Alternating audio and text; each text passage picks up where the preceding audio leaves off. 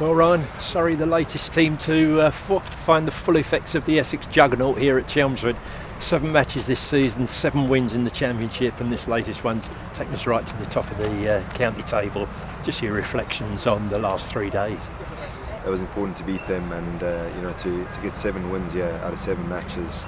I've never seen it before in a county season, and the cricket's been tough at times, it's been ugly at times. I think the resolve and the desire of the team and the coaches for getting our heads around it, just absorbing that it's going to be low scoring at times, it's going to be tough, has now given us a chance to win the championship. And the performances this week, Dan Lawrence with the bat for a young kid to play the way he did there, a big 100 in tough conditions, and to give us that lead. And then the 3 bowlers in particular, the seamers on the first or the second morning, the first innings, picking up a 5 each, and then Simon today getting 7 furs. It was a special performance, a clinical performance.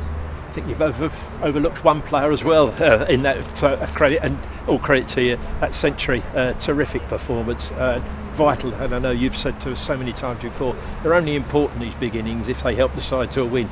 That did exactly that, didn't it?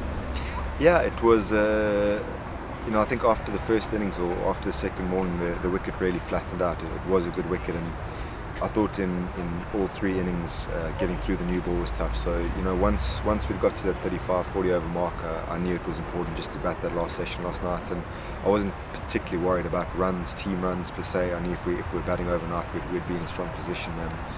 But yeah, it's long overdue, the runs for the team, and that partnership obviously helped to set up a good lead before Simon just finished it off with the 50 or 60 put on at the end. We say long overdue. I suppose the one side you look for in the fixture list, if you do want to get back to form, is Surrey. You've got a tremendous record against them, haven't you? I think 3 of your last 4 centuries have been against Surrey, and you had one earlier on in your career. What is it about these attacks that some batsmen just seem to rise to the occasion every time they see the particular name of the opposition? I think it's coincidence. It's certainly not something I look at and go, I fancy this attack. And in fact, I've got a lot of respect for the attack, particularly Ricky and Morna. I think are still very fine bowlers.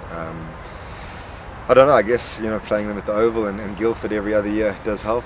And I wish I could just extend that form to against some of the other teams as well.